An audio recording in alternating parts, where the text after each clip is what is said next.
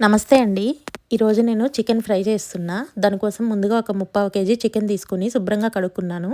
తర్వాత దానిలో సరిపడా ఉప్పేసుకున్నాను.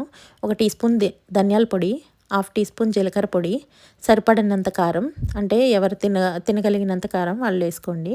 తర్వాత దీనిలో గరం మసాలా వేస్తున్నా. ఇది ఈస్టర్న్ బ్రాండ్‌దండి. చాలా బావుంటది ఈ గరం మసాలా. తర్వాత సరిపడినంత అల్లం వెల్లుల్లి పేస్ట్ ఏసి మంచిగా ముందే ముక్కలకు కలిపి పెట్టుకుంటున్నా. ఇలా మంచిగా పట్టించి పెట్టుకున్నాక ఒక 15 నిమిషాలు అట్లా ఆగినాక తర్వాత ఆయిల్ కలుపుకోండి.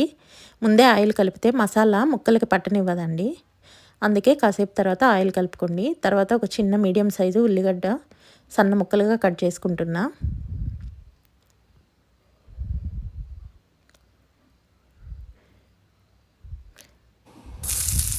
తర్వాత కొంచెం ఆయిల్ ఆల్రెడీ మనం ముక్కలకి నూనె పట్టించాం కాబట్టి ఇప్పుడు ఉల్లిగడ్డలు ఉడకనికి వాటికి సరిపడా కొంచెం ఆయిల్ వేస్తున్నా.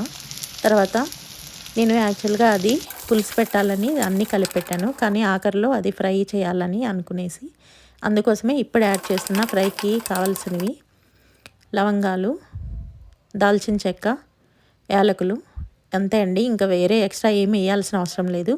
అవి వేసేసి కరివేపాకు వేసాక తర్వాత ఆనియన్స్ అన్నీ బాగా ఫ్రై చేసుకొని తర్వాత కొంచెం ఆనియన్స్ బాగా ఫ్రై అయ్యాయి అనుకున్నాక ఏదైతే మనం మసాలా పట్టించి పెట్టిన ముక్కలు పెట్టి అవన్నీ దీనిలో వేసేసి కలిపేసుకోవాలండి. తర్వాత పైన మూత పెట్టేసి మూత పైన వాటర్ పెట్టుకున్నామంటే చాలా బాగా ఉడుకుతాయి.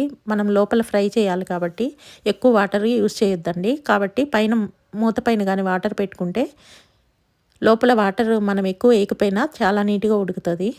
చూడండి ఎంత మెత్తగా ఉడికిపోయిందో. ఆల్రెడీ అయిపోవచ్చిందండి. ఇంకా దీనిలో ఏం వేయాల్సిన అవసరం లేదు. దించే ముందు కొత్తిమీర కలుపుకొని గ్యాస్ కింద ఆఫ్ చేసుకున్నాక ఒక నిమ్మరసం పిండుకోండి. ఒక అరదబ్బ పిండుతున్నా నేను. తర్వాత కావాలంటే మనం అన్నంలోకి తినేటప్పుడు మళ్ళీ పిండుకోవచ్చు.